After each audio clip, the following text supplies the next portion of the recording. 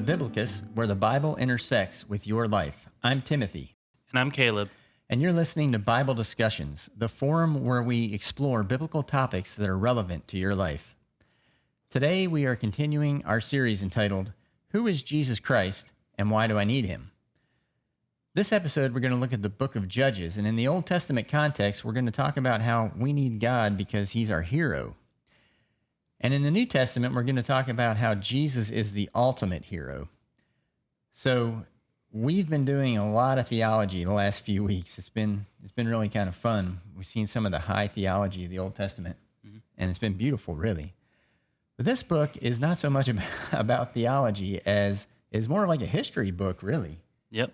And but we can learn a lot from it. So, Caleb, this should be right up your alley since you're the historian. Tell us what's going on in Judges here. Well, it starts with the Israelites trying to finish the conquest of the Holy Land after Joshua has died.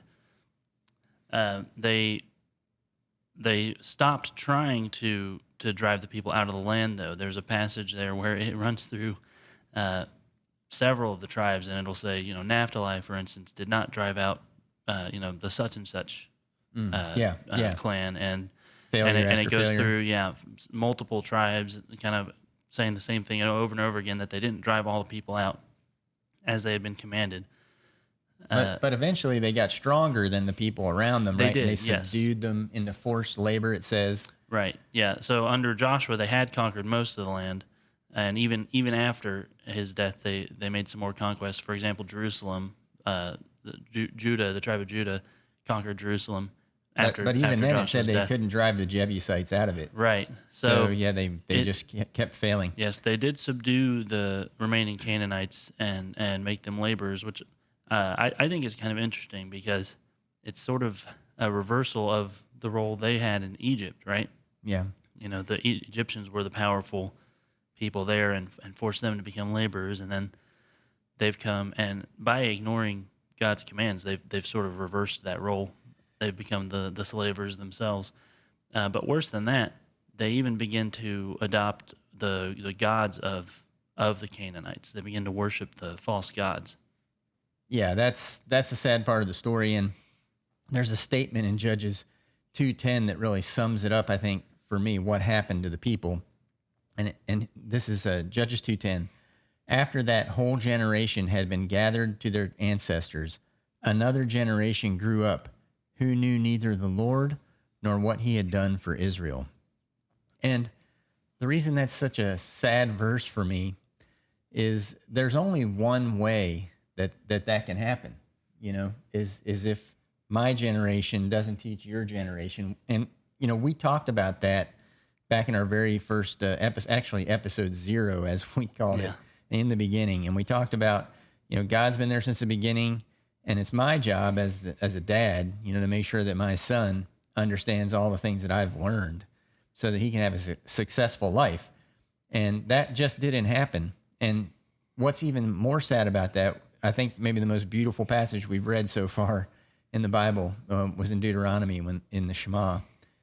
And that just means that the people aren't following the Shema. They're not teaching their children when they're sitting in their house, when they're walking down the road, when they're in every possible situation. They're not teaching them the lessons that God has for them. Right, incorporating it into their life, which is all everything that Biblocus is about, right? Yeah, it's the crossroads between so. It's not just a separate study. It's also, as you said, when you're sitting at home, when you're walking, when that's not systematically, every single thing you do. It's naturally incorporating all of it, making it all relevant to your life. Yeah. And I think eventually, hopefully, with all the books we've been going through, maybe we'll have a little summary session where we can pull a lot of things together and show how they all fit together. We try to do that as we go along. And that's what you should do in your own life with your own family as you study the scriptures and as you have life events. Those are the things that you should be taking those opportunities to learn and teach your children, the next generation, why God is so important in your life. But there's also this echo, I think, in here of Exodus, right? Because it talks in this passage like a whole generation grew up who didn't know the Lord. and all the things he had done for Israel. And it kind of reminded me of the situation with the Jews and Israelites in Egypt when it said a king arose who did not know Joseph. Mm. So Yep. and that led to problems. Right. So So let's go back, keep going with the history lesson here, right? So yeah. So because the Israelites were unfaithful to the covenant, even though they initially subjugated the Canaanites, God actually allows them to be conquered in turn and made subjects of their neighbors. So we see that in Judges 2:14 and 15. In his anger against Israel, the Lord gave them into the hands of raiders who plundered them. He sold them into the hands of their enemies all around, whom they were no longer able to resist. Whenever Israel went out to fight, the hand of the Lord was against them to defeat them, just as he had sworn to them. They were in great distress. yeah, we've seen the people in great distress before, and Right? so this time it's because of their own foolishness. Well, most of the time it is. Well, but this time it definitely is. Yeah. And so because the people cried out to God, he provided these judges. This is kind of a new development in the Bible. This character of the judge who God sends and empowers with his Holy Spirit to do amazing works or to provide prophetic utterances or to guide the people in some way as an authoritative leader. And so you want to read Judges 2:16 through 19? Sure. Then the Lord raised up judges, who saved them out of the hands of these raiders. Yet they would not listen to their judges, but prostituted themselves to other gods and worshipped them. They quickly turned from the ways of their ancestors, who had been obedient to the Lord's commands. Whenever the Lord raised up a judge for them, he was with the judge and saved them out of the hands of their enemies as long as the judge lived. For the Lord relented because of their groaning under those who oppressed and afflicted them. But when the judge died, the people returned to ways even more corrupt than those of their ancestors, following other gods and serving and worshiping them. They refused to give up their evil practices and stubborn ways. So this gets back to, and we've had these discussions before too, previously, about the downward spiral or the upward spiral, right? And with God, we should always be spiraling upwards to better and better things. And then as we've seen all the way to Revelation, where we get to be with God all the time and spend all of our time with him, and he's the light and everything.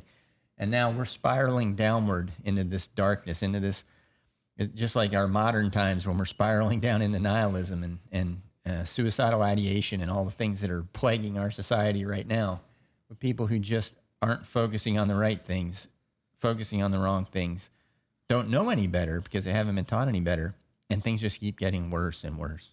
Yeah, and I also think it's interesting here. That passage references their ancestors twice, but it's clearly talking about different people. It says they turned from the ways of their ancestors who had been obedient to the Lord's command. And when I read that, I was thinking, well, were they? I mean, the whole book of Exodus, God had to drag them by their ears. And so we're going back to Abraham, Isaac, and Jacob. Right. Well, I think that it means just that first generation that came in to conquer the land. Okay. They were the ones who had grown up in the wilderness, waiting to enter the land, and they were following Joshua, following the Lord, at least until Joshua died. But then later it says that they returned to ways even more corrupt than those of their ancestors. There's kind of this juxtaposition that's built between. And it talks about it as well with the judges. When a judge is raised up, the people find success. They return to the Lord. They're able to lift off their oppression. But as soon as the judge is dead, they return. They get even worse. They don't just return to what they were doing; they get worse. And there's a pattern there of there will be a good generation, but it seems that the real issue we have is that we can't ever bring up the next generation to be faithful. It's kind of like we can only seem to experience it for ourselves. Like we insist on learning the hard way. Well, and we've seen even up to this point in the Bible, we've seen how God raises people up to be leaders, like Moses. 40 years in the wilderness, and then 40 years, and after that, raising sheep and raising his family. He goes back, he saves people, and then he's 40 years in the wilderness again. Yeah. And, he's raising up Joshua to be the next leader. And so we know over many, many years and decades, God raises up somebody to do something powerful for him. And you sort of see that with these judges here, where there's a period of time where things are bad, and then the judge is raised up and he comes and does something. And for 40 or 80 years, we have good times. So this is a cycle, a repetitive cycle that we see in the book of Judges. Now, eventually, though, God kind of like left them on their own, right? Right. So, Judges 2:20 through 23. Therefore, the Lord was very angry with Israel and said, because this nation has violated the covenant I ordained for their ancestors and has not listened to me, I will no longer drive out before them any of the nations Joshua left when he died. I will use them to test Israel and see whether they will keep the way of the Lord and walk in it as their ancestors did. The Lord had allowed those nations to remain. He did not drive them out at once by giving them into the hands of Joshua. And so we, saw in the book of Deuteronomy that when the people came into the land, they were supposed to set up the big stones, coat them in plaster, and write the whole law on it, and go and remember the law, on a periodic basis. That documentary clause that we talked about in the form of a treaty or a covenant back in ancient times, they weren't doing that apparently. That's right. Remember, the covenant's already been made. God did his whole part of the covenant. He saved the people from Egypt. He's chosen them as his people, and they agreed to be in covenant relationship with him, and he gave them the law. He gave them the land, and they can't keep it. And now he had promised to fight for them and push the people out. Now he's like, well, you're not keeping up your side, so I'm not obligated to keep up my side. That's an important point that we've talked about, the sequence of covenants from Noah to Abraham, on down to the Israelites, and even to the new covenant in Christ. God never fails on any of those promises. He doesn't break any of those covenants. He even when we break them, he doesn't really break his side of it. He just builds on them with a newer one. Yeah, but he's always waiting for us to repent and return to him. And in this case, the people, far from repenting of all their problems and sins, and how they're not driving the inhabitants out of the land, instead they decide they'll just intermarry with the people of the land, and then they'll adopt their gods and worship them instead of God. And so it's kind of like, well, if you're going to marry their daughters and give your daughters in marriage to them, then you're giving up your religion, because, if you think about it in terms of our society where, say a man works and a woman stays at home and raises the children, historically, traditionally, if you think of it in those terms, the mother has a lot of interaction with the child. And so if you're going to marry foreign women who bring their gods in, you're going to be teaching your children to worship those gods, because they're going to be spending a lot of time with their mother, obviously, Right. which is a good thing, except in this case, the mother has foreign gods. That's true. Yeah. The leaving home to go to work is a relatively modern invention, but Yeah, that's why I said in our modern setting. mothers being the primary point of contact that a child has with their whole culture for the first months and years of their life. That's always been there. So yeah, if you're intermarrying, bringing in these women, and we'll see later in Judges where even one of the judges has a problem with that. Then yeah, that's who's kind of setting the cultural foundation for your children. So it's no wonder that they aren't being able to pass on the law and the covenant with God to their children. Yeah, now I'll just read this passage because we didn't read it yet, but in Judges 3, verses 5 and 6, it says, "The Israelites lived among the Canaanites, Hittites, Amorites, Perizzites, Hivites, and Jebusites. They took their daughters in marriage and gave their own daughters to their sons and served their gods."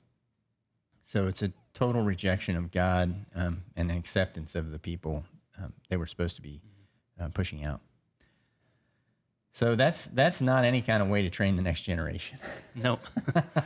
And what about the Shema? Again, what happened to the Shema? Why aren't we following that? Why aren't we teaching the next generation in every instance we can? So it's a very, you'll find the book of Judges to be a very dissatisfying book.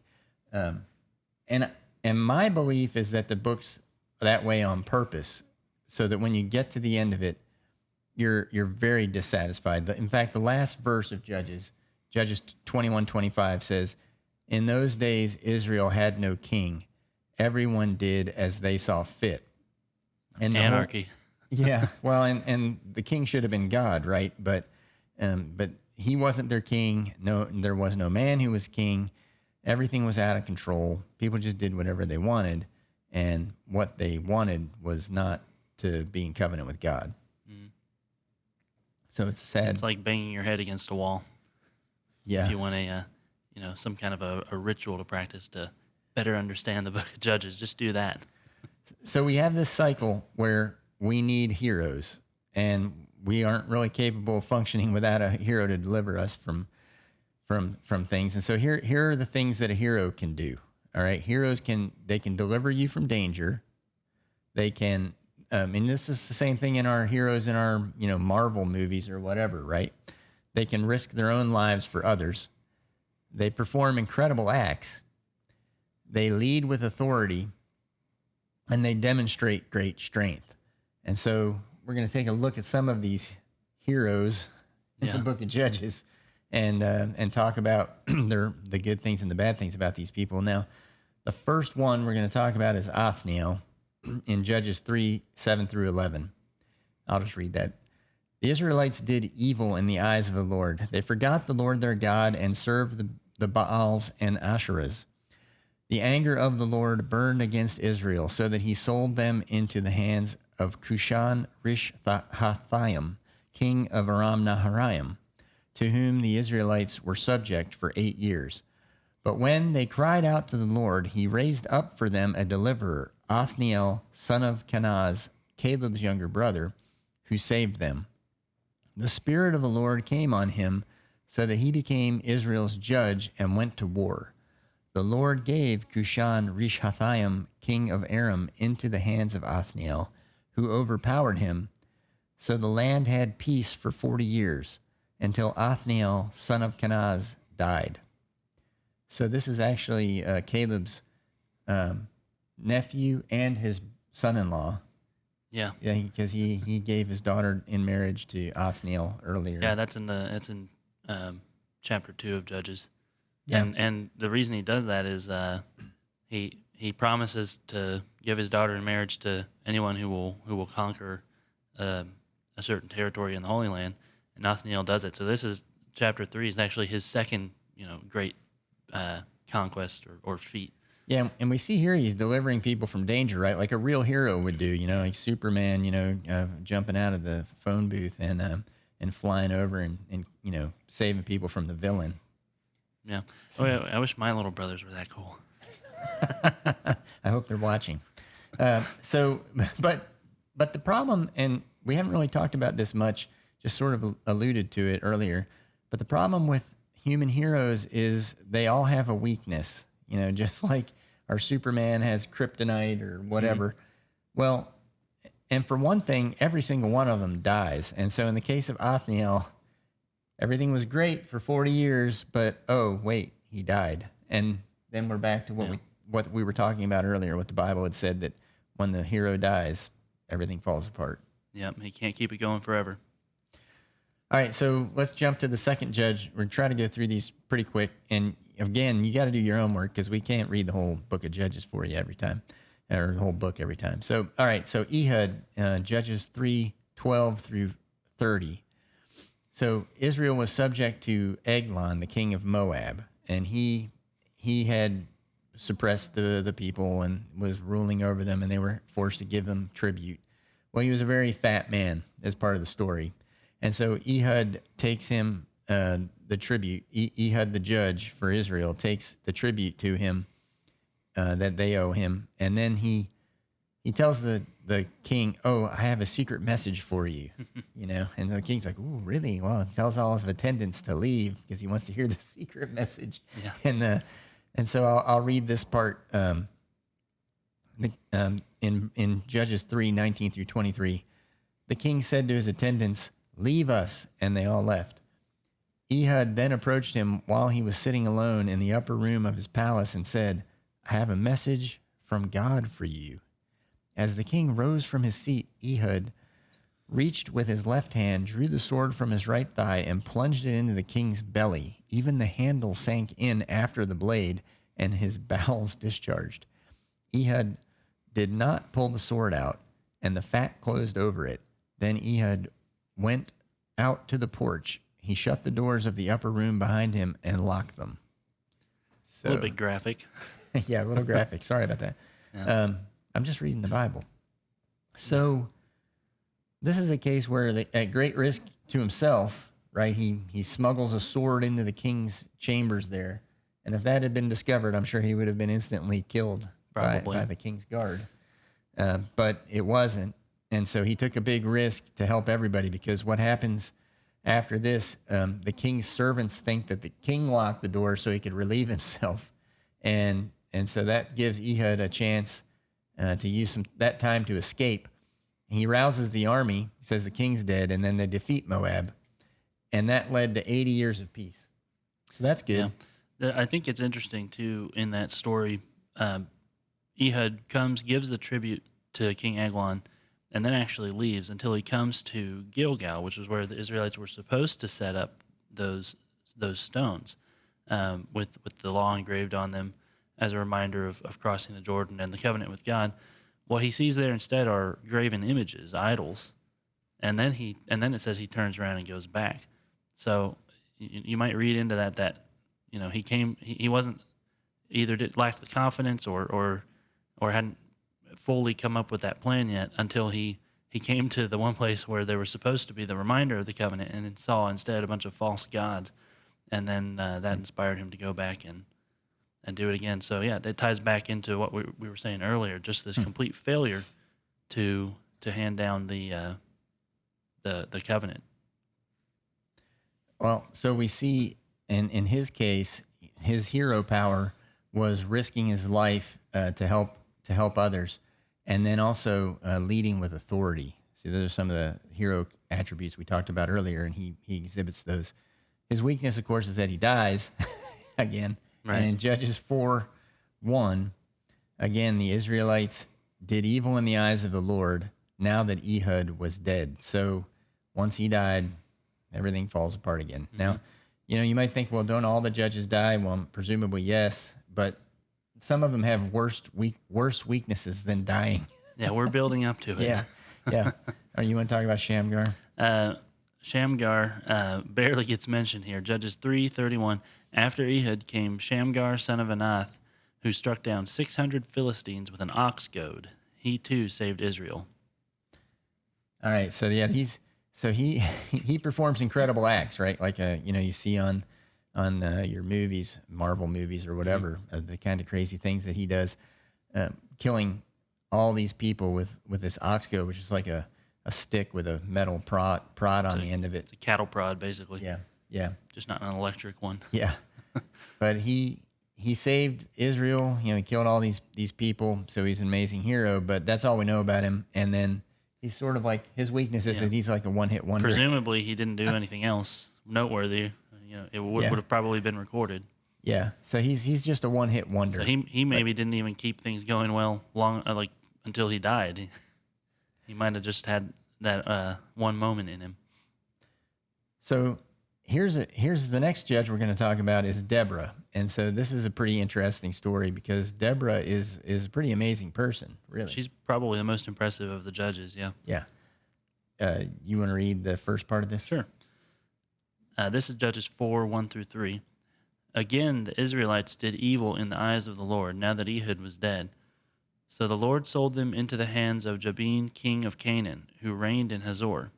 Sisera, the commander of his army, was based in Harosheth Hagoyim. Because he had 900 chariots fitted with iron and had cruelly oppressed the Israelites for 20 years, they cried to the Lord for help. I guess it took them 20 years to think to ask God.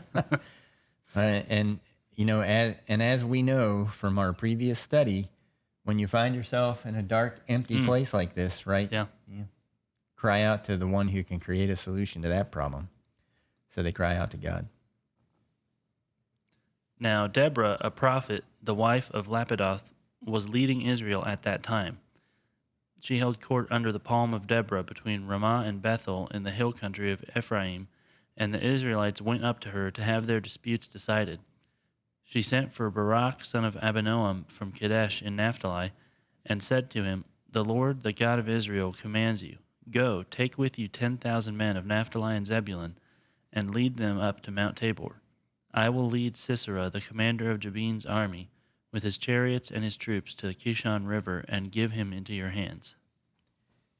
So I think this is really impressive. You listen to the way Deborah speaks. I mean, she is very authoritative and she speaks with God's authority. She said that this is God's message, and she delivers a direct message from God.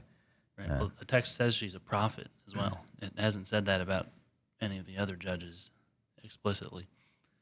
Yeah, so it's just, I mean, the way she commands the room is kind of impressive. And so, Talks about her holding court too. yeah, Seems to be a very organized, well planned administration. So this is probably the most interesting part, I think, of the Deborah story, because Barak has a question. And in Judges 4:8-10, it says, Barak said to her, "If you go with me, I will go. But if you don't go with me, I won't go." "Certainly I will go with you," said Deborah, "but because of the course you are taking, the honor will not be yours, for the Lord will deliver Sisera into the hands of a woman." So Deborah went with Barak to Kadesh. There Barak summoned Zebulun and Naphtali, and 10,000 men went up under his command. Deborah also went up with him. All right, so what is the point of Barak's question? Why does he ask her if she'll go with him? I think he knows that. Well, I guess you could look at it a couple of ways. He might know that God is with her, but if that were the case, he probably would have taken her advice, because she told him that God was going to lead Sisera right into his hands. So it may be that he trusts less in God and more in Deborah, because he can see the tangible proof of her success. I mean, we talked about how well structured her rule of Israel seems to be. So it seems to be a success, and maybe he simply trusts in that, and he just wants her. He wants kind of the figurehead to go with him. Yeah, and another possibility too is that, just like we see some other places in the Bible where somebody questions God's oracle, like say Zechariah with the birth of John the Baptist, and he gets stricken mute because he didn't believe the angel of the Lord. And I think in this case, what Barak is saying is, okay, so you have this great oracle for me that everything's going to go great in the battle. How about if you go with me? Oh yeah. And so then you're not gonna if it's a failure, you're not gonna blame it on me. Yeah. You're gonna be there with me. That's right. You're gonna be there. And so if she's like, "Oh, I don't want to go," then it's like, "Oh, then you don't really have a good word from God, do you? You don't even believe it yourself." So what she's saying is, "Oh, hey, I see what you're angling at. You think, oh, I don't really have a word from God. I'd be happy to go because I know what's going to happen. God's already told me." And so he's sort of faithless. And so she says, because you don't have faith, then this is what's going to happen. The battle is going to be given, the glory is going to be given to this woman. Now, so then she does decide to go up with him, right? So if you haven't heard this story before, right, it's all set up, right? Who's this woman going to be? It's going to be Deborah, right? She's going to be the butt kicker who goes in and wins this battle, like it, right? Yeah. And just her introduction is already, really impressive. Yeah, so that's the whole point of Deborah's response and her actions, right? Is that she's totally confident that God's oracle is true and that he gave through her. And so she's going, and she's going to be there, and she's going to embarrass Barak. So that's okay. So anyway, so she has more faith than he does. So then what happens in the rest of the chapters 4 and 5 here is Sisera does come against them with his 900 chariots, right? And so you want to read Judges 4:14-17? Sure. Then Deborah said to Barak, "Go. This is the day the Lord has given Sisera into your hands. Has not the Lord gone ahead of you? So Barak went down Mount Tabor with 10,000 men following him. At Barak's advance, the Lord routed Sisera and all his chariots and army by the sword, and Sisera got down from his chariot and fled on foot. Barak pursued the chariots and army as far as Harosheth Hagoyim, and all Sisera's troops fell by the sword. Not a man was left. Sisera, meanwhile, fled on foot to the tent of Jael, the wife of Heber the Kenite, because there was an alliance between Jabin, king of Hazor, and the family of Heber the Kenite. Jael went out to meet Sisera and said to him, "Come, my lord, come right in. Don't be afraid." So he entered her tent, and she covered him with a blanket. Okay, so everything looks like it's working out for him, but apparently Jael wasn't planning to be as friendly as she let Yeah. on, right? So, so it says in Judges 4:21, but Jael, Heber's wife, picked up a tent peg and a hammer and went quietly to him while he lay fast asleep, exhausted. She drove the peg through his temple into the ground, and he died. So it turns out that a woman did save the day, but it wasn't Deborah. So Yeah. just an unknown or previously unknown person in the story who takes a leading role here. Yeah, it's another, another example of someone in Judges not afraid to get their hands dirty. We're putting swords through the bellies of kings, and Yeah. Well, she gave him a glass of milk beforehand, so that was nice. We skipped that part, but so anyway, so they had 40 years of peace because of the powerful action of Deborah, her leadership, her authority, and her prophetic, utterances. Those led to 40 years of peace, and you could see why with her leadership things would go well. To your point, Caleb, maybe that's why he wanted her to go along because Yeah. he knew she was powerful. I think either way, though, he's Yeah. not trusting in the Lord. No, he didn't. He trusted her instead of the Lord. Now, so her hero power was how she led with authority, Mm-hmm. and so her weakness, presumably, is that she died. That I don't think it's mentioned in the text that Deborah died, but we're pretty sure she did. She can correct me if I'm wrong, but If anyone finds her, try to get her to run for president or something. yeah, that'd be nice. All right, so that's a great story. That was actually a pretty good one. And then we get Gideon. Okay, so this is a very well-known story. This is the story of a guy. He starts with 32,000 men, and he ends up and whittles it down to 300. And these 300 people, with Gideon leading them, are able to rout an army that may have been as big as like 135,000 men if you go look in Judges 8, verse 10, when it describes who's left after the battle. But then if you look in Judges 8, 22 through 24, and also verse 27, you'll read this.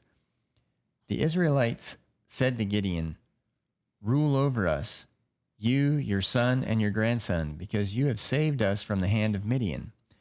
But Gideon told them, "I will not rule over you, nor will my son rule over you. The Lord will rule over you."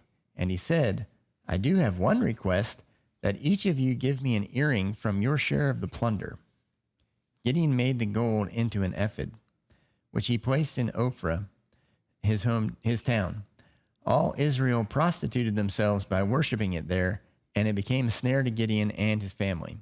So it's so strange because you have this great story and how 300 people do this amazing thing, and then Gideon just seems to be kind of very flawed person who wants some gold earrings, and he turns them into something that everybody worships. And He doesn't seem to want the responsibility of rule, but he does want respect and wealth. Reminds me of, if anyone's a fan of The Office, there's a great Michael Scott quote where he says, "Well, I do want all of the credit and none of the blame." Like, can I just have the good parts without having to work for it? Well, unfortunately for Gideon, we're going to give him some blame right here because he makes this idol basically, and Yeah. and everybody prostitutes themselves to it. And that doesn't sound too good, and so it's just a disappointing ending to Gideon's story because he did bring 40 years of peace to the people, and so like we see in Judges 8:28, it says, "Thus Midian was subdued before the Israelites and did not raise its head again during Gideon's lifetime. The land had peace for 40 years." So again, he had great hero qualities, right? If you look at his story, he succeeds against all the odds. I mean, Yeah, it's a rags superhero. to riches story. Yeah, it is that too. But then there's even more disappointing stuff. If you read the whole story in chapter 9, there's this whole big crazy thing with his sons killing each other, and one of them rules, and then it's just a big mess. So it's just the corruption that he brings to the land because of his flaws. It's just a problem. Yeah, and we'll see that here through the rest of Judges. Most of the judges are not like Deborah, unfortunately. No. So in Judges 10 and 11, we see Jephthah. Judges 11:1 calls him a mighty warrior, but he's, he seems to lack the judgment that you would expect in a judge. Yeah, he didn't have Deborah's Right. judgment. So in Judges 11:30, Jephthah made a vow to the Lord: "If you give the Ammonites into my hands, whatever comes out of the door of my house to meet me when I return in triumph from the Ammonites will be the Lord's, and I will sacrifice it as a burnt offering." This just seems like one of the dumbest vows know. I've ever heard, because I what's mean- going to come out of your door other than a living person?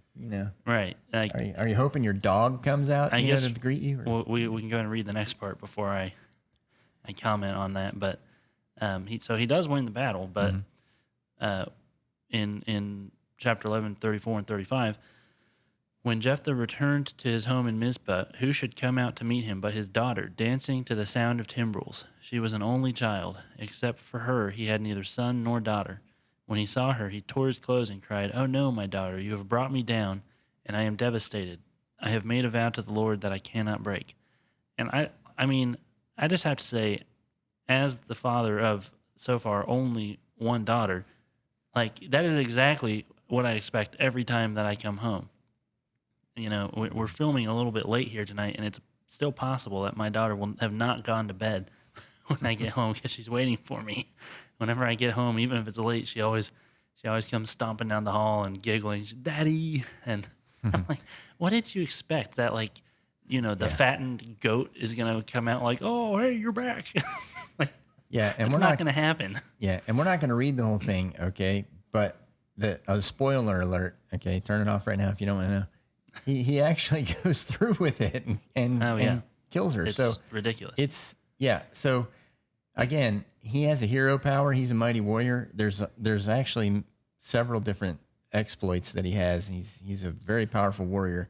I guess this is what comes of raising the children without telling them any of the stories of the history of the Jews, because there's a fairly significant figure in the Abrahamic religions named Abraham, who was asked by God to sacrifice a son.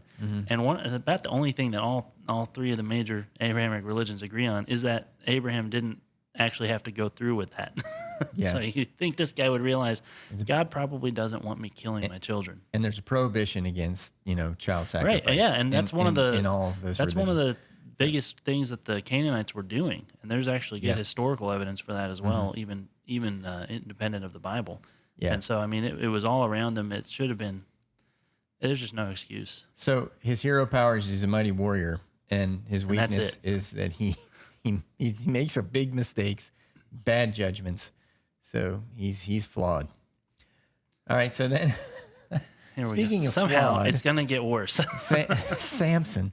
All right, so Samson's probably the most famous of the judges. And so with some of these Bible stories, when we sanitize them for children, we take out all the bad parts and just leave the good parts behind. And that's definitely what we've done with Samson, because he's a mighty, super strong guy that lifts the city gates. And And then you come back and read it when you're 16. You're like, what the heck? yeah, we thought, he had long hair and it made him powerful, and it's like, oh, what a cute story. But then you read the whole thing, and he has this weakness for Philistine women. He seems to be really Not a to mention, strange like, person. making weird bets and riddles with people. Yeah. And and And yeah, just and then giving away the answer and getting mad that they got it right. He's just a colossal knucklehead. yeah, and then so we won't go through all of the Samson story. You can read that you're on your own, but we're trying to focus a little bit on the flaws of these heroes. I mean, he's got amazing strength for sure. I'm not really sure why it's so useful to the people because it's never really that clear. They're He very just strange kills. stories. He kills a lot of Philistines. Basically, there's no need Yeah. for an army. He's a one-man army. Yeah, and then nobody can subdue him, right? But so then finally he does get subdued because of his weakness for Philistine women and his trust that he puts in Delilah. And then he ends up blind and imprisoned, and he's like a sideshow they bring out at They parties. turn him into like a little freak show. And so then his last act of his life is to pray for strength, and he pushes the pillars and knocks down the whole building on everybody's heads, including his own, and presumably dies. So it's just a very odd story. So his hero power is that he demonstrates great strength, but his weakness is that he's utterly corrupt person. Yeah, I mean, he has really no redeeming moral qualities. Everywhere he goes, he's just always thinking about himself, completely selfish. and his And life started out with great promise. Like his mother had this oracle from God, and not to cut his hair, and not to let him drink wine, and all these things. yeah, it's a little bit reminiscent even of like the birth of Christ. I mean, there's an angel promising this couple, and they dedicate the baby to God, and that's where the similarities end. Yeah, I maybe do think more like it's- Samuel. Makes me think of Samuel. Yeah, and there are multiple examples. Yeah. But I think all of them serve as kind of a prelude to Christ, because none of them are perfect. So why do we take all this time to go through these and just depress you? Well, because like I said earlier, I think that the book of Judges is supposed to come across as a disappointment, that things aren't right. And just like that last verse we read, everybody's just doing whatever they want, and it's a mess. And I think that's what you're supposed to feel when you get done reading it. And believe me, we skipped over the worst parts of Judges. The very last few chapters are just very, very sad and depressing and very dissatisfying. Now, we have our Old Testament takeaway, though, and that is that we need a hero.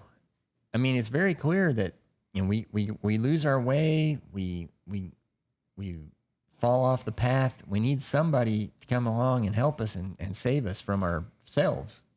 Right, and you read the last verse of Judges there earlier, that there was no king, so everyone did what was right in his own eyes. It's pointing out that lack of a hero or a leader to get us out of that. We've all become as morally corrupt as Samson, but without even any of the strength. Yes, and of course God should be our hero, but we can't even follow a simple thing like the Shema and keep him foremost in our lives. So we need a hero, and God provided these heroes, but people make lousy heroes. And even when they're good, they can't keep it up forever. Yeah. And they're going to die eventually. So why does the book of Judges leave us so dissatisfied with human heroes? Well, maybe because it's pointing forward to a hero that is not going to disappoint us, which leads us to our New Testament study. See what we find there, what we'll find about a hero in the New Testament. And remember, the title of our series is Who is Jesus Christ and Why Do I Need Him? And so this lesson kind of ties into that more closely than even some others, where our Old Testament takeaway is that we need a hero.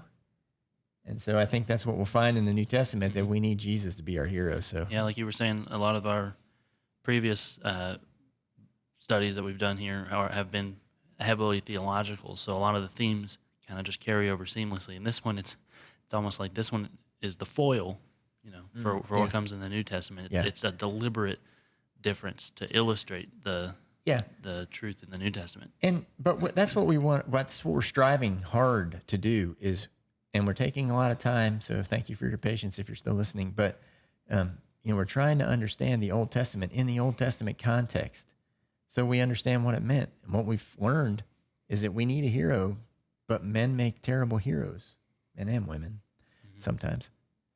So anyway, let's look at the New Testament and see what are some of the passages that show us how Jesus is a better hero than all of these we've seen in the book of Judges.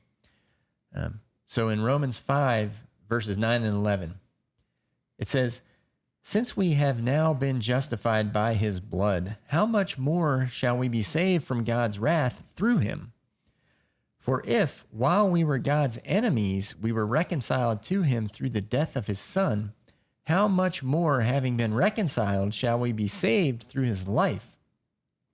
Not only is this so, but we also boast in God through our Lord Jesus Christ, through whom we have now received reconciliation."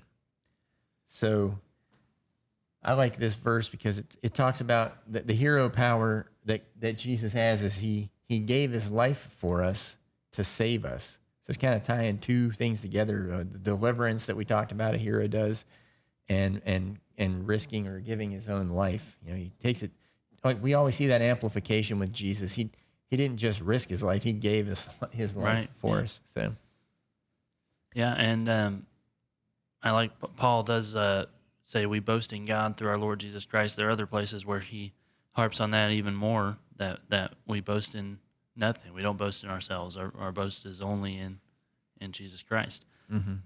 Because we've seen the types of heroes that we make, even the best of us simply can't keep it up, right, because of death. But here he talks about Christ conquering death, that it was his death that reconciled us with God, and his life which ultimately secures our salvation. Well, I like what you said about the boasting in Christ thing, because we're talking about a hero, and everybody loves a hero, and they always brag about their hero. Spider-Man saved me, or Superman saved me, or whatever. And as Christians, we should be boasting about Jesus saved me. You should see what he could do for your life, right? Mm-hmm. Yeah. So, and of course, his weaknesses are none. So. Yeah, no weaknesses in that passage. So let's move on to the next. Now, this next one, again, we always talk about how you have to do your homework, and so in this next one, you're going to have to read the Gospels. We can't give you every example. We're not even going to give you one example, but everyone knows that one of the amazing things about Jesus in his ministry was that he performed miracles, and so read your Gospels. Go figure it out. But Jesus is a superhero because he can do supernatural miracles, right? Yeah. And so, and again, there's no weakness in that. We could pick any one example, but there's just dozens in each gospel. Some of them across all of them. Some of them only mentioned in one or two. Yeah. But yeah. that's something that defined his ministry. Yeah. All right. So another passage that we want to look at, another two passages actually that talk about the same thing. Matthew 28 verses 18 through 20 say, "Then Jesus came to them and said, 'All authority in heaven and on earth has been given to me. Therefore go and make disciples of all nations, baptizing them in the name of the Father and of the Son and of the Holy Spirit, and teaching them to obey everything I have commanded you. And surely I am with you always to the very end of the age.'" And a similar passage, Caleb, you want to read this next one? Yeah. John 13:2 through 5. The evening meal was in progress, and the devil had already prompted Judas, the son of Simon Iscariot, to betray Jesus. Jesus knew that the Father had put all things under his power, and that he had come from God and was returning to God. So he got up from the meal, took off his outer clothing, and wrapped a towel around his waist. After that, he poured water into a basin and began to wash his disciples' feet, drying them with the towel that was wrapped around him. That, to me, is such a juxtaposition. Like, that is not how you expect that to go. He knew that the Father put all things under his power, that he had come from God and was returning to God. You think, so he like flies through the heavens and blasts the devil in the face. So he got up and stripped down, took a towel and washed his disciples' feet. Like, what? That doesn't seem to make sense. Well, but it's the exact opposite of what we pointed out with Gideon earlier, right? He says, "No, I'm not going to lead you. I don't want the responsibility. I'll take the money though." And Jesus, right after this, he'll emphasize to the disciples, "The Son of Man came not to be served, but to serve." Like he wants the responsibility of serving us, of caring for us, and to him, that's what authority means. Well, both of these passages, in the Matthew passage, Jesus says, "I'm giving you all of my authority. Now go out and serve other people." Right. And in the John passage, God had told Jesus, "I'm giving you all of my authority," and Jesus says, "Well, then I'm going to serve other people." And it's just like a superhero. The best kind of superhero should be, right?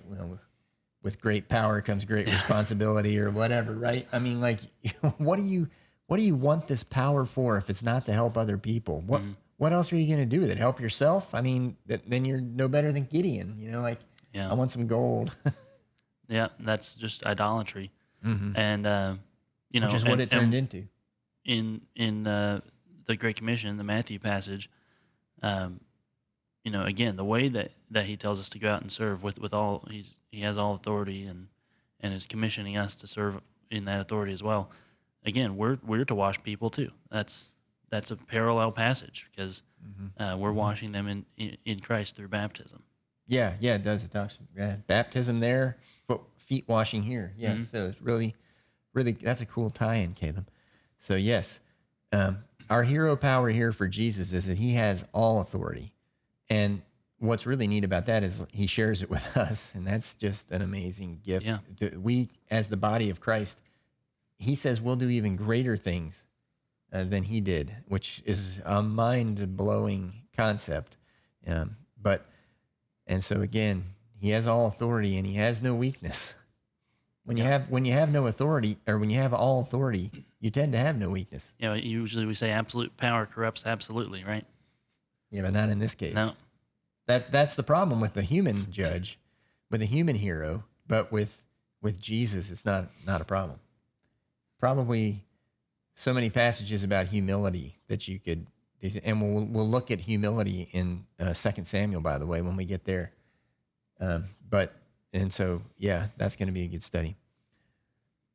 Okay, so did you have something else you wanted to say? No. Okay, all right. So then let's look at this. Let's look at Acts 2:32 through 36. God has raised this Jesus to life, and we are all witnesses of it. Exalted to the right hand of God, he has received from the Father the promised Holy Spirit and has poured out what you now see and hear. For David did not ascend to heaven, and yet he said, "The Lord said to my Lord, sit at my right hand until I make your enemies a footstool for your feet." Therefore, let all Israel be assured of this: God has made this Jesus, who you crucified, both Lord and Messiah. And so I think this is an amazing passage, because especially with the David tie-in, because you might be thinking to yourselves, oh yeah, well, the reason the book of Judges is such a dissatisfying book is whoever wrote the Bible, they were trying to set it up for the kings. They want the kids because they want the kings to have authority, and that story sets it up. But if that was true, then why do all the books about the kings end in such a disaster that's almost worse than Judges? Yeah, it can get even worse. Yeah. Some of the kings. So that's not why the book of Judges ends dissatisfied. It ends because it's not Jesus, because it's not God who is in the hearts of the people. They're elevating men and idols and other things up to be their gods, not the true God. Yeah. And so this is cool because David, he is one of the kings. And, the favorite of all the kings, probably the greatest of them, the one after God's own heart. And yet, David, it says here, he died. Mm-hmm. He's not like the hero we have in Jesus Christ. He's a great hero among men. He's a great warrior, but he wasn't like Christ. And so, again, Jesus, his hero power here is that he lives and rules forever. So yeah, I talked a lot. You might want to say finally, something. even the best judges, like we were seeing somebody like Deborah, who had all these strengths and no significant character weaknesses, just can't do it forever because Yes. they can't stay around forever. So Yeah. Jesus overcomes that weakness as well. Yes, that's true. So yeah, he lives forever, and he'll rule forever, and his power, his authority, they're forever. Okay, so here's something that men are incapable of doing. Also, Yeah, let's look at and he, this will call back a bit to our Leviticus yeah study. Hebrews 2:10. Do you want to read that? Sure. Yeah. Okay, go. Hebrews 2:10, in bringing many sons and daughters to glory, it was fitting that God, for whom and through whom everything exists, should make the pioneer of their salvation perfect through what he suffered. And again in Hebrews 7:28, for the law appoints as high priests men in all their weakness, but the oath which came after the law appointed the Son, who has been made perfect forever.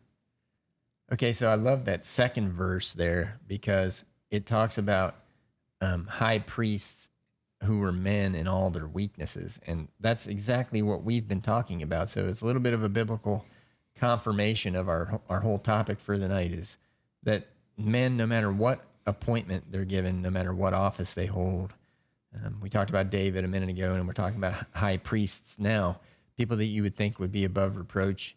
They're all weak. They all have failures. Yeah, that's true. Um, but you know, Jesus as our high priest, as it says there in Leviticus, we saw him as our high priest. In Numbers, we called him the justifier. You know, the one who justifies. He's perfect, and he's without sin. So he's the ultimate hero there. He's the hero that we were kind of hoping to get all throughout Judges, but could never seem to manifest. Yeah, yeah, that's a great point. Okay, so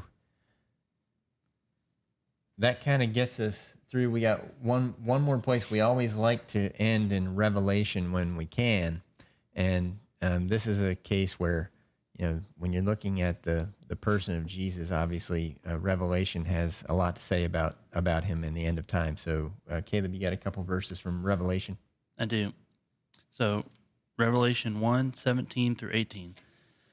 When I saw him, I fell at his feet as though dead. Then he placed his right hand on me and said, do not be afraid. I am the first and the last. I am the living one. I was dead, and now look, I am alive forever and ever, and I hold the keys of death and Hades.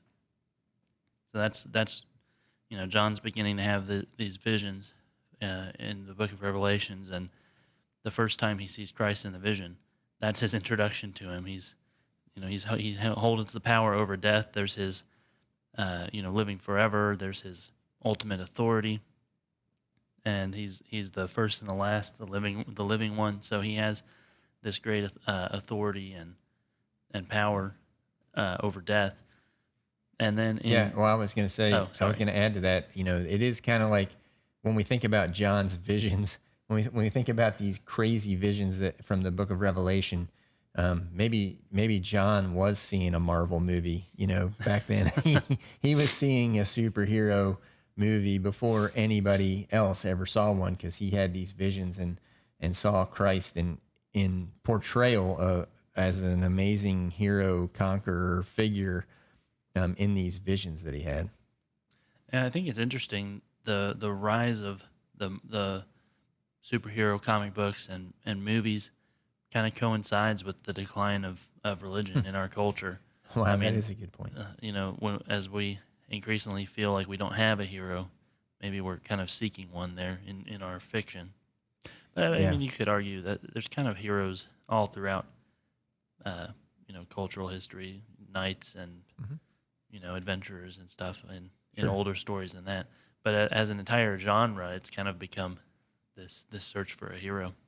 Yeah, and they're so artificial. I mean, when you watch movies like that, they're so fake. But it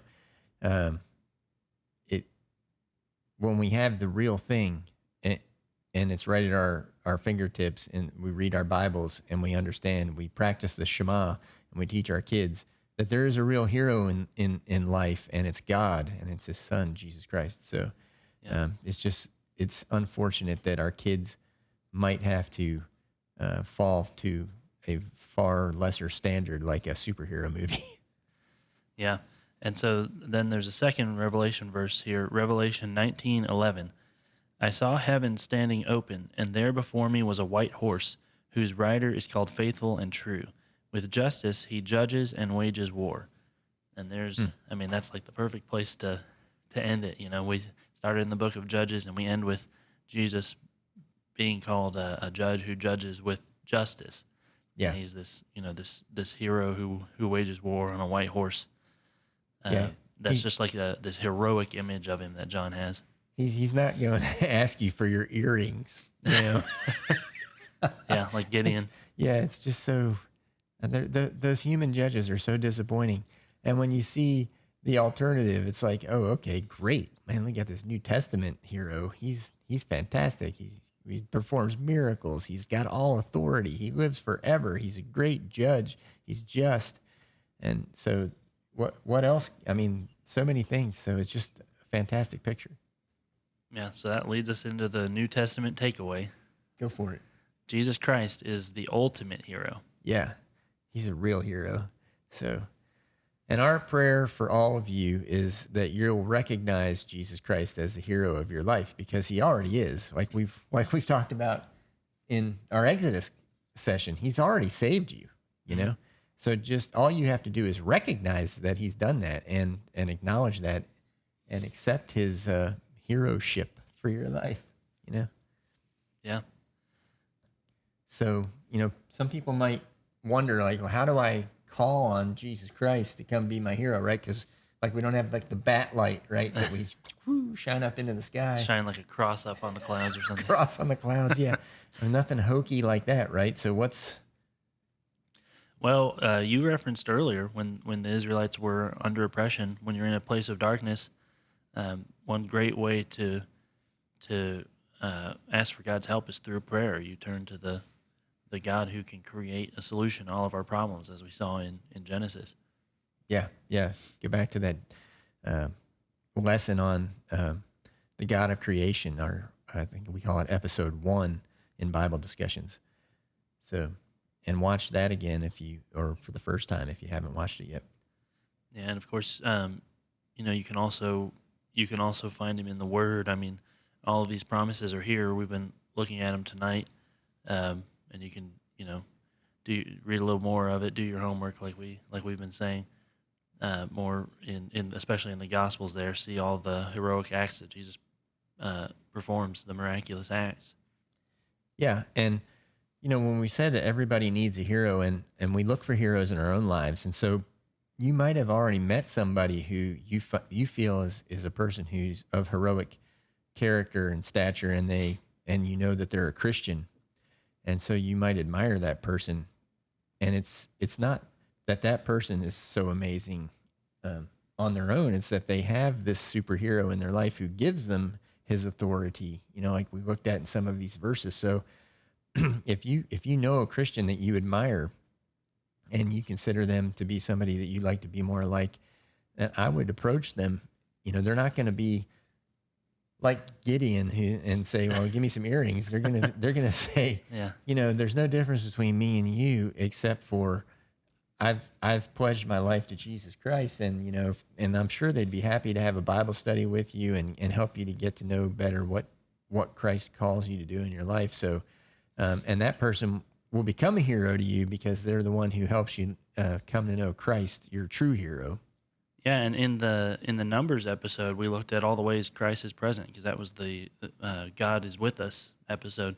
Yeah, All the ways that God's present in the world today is through individual Christians, like you said, through the Word, but also through the church as a whole.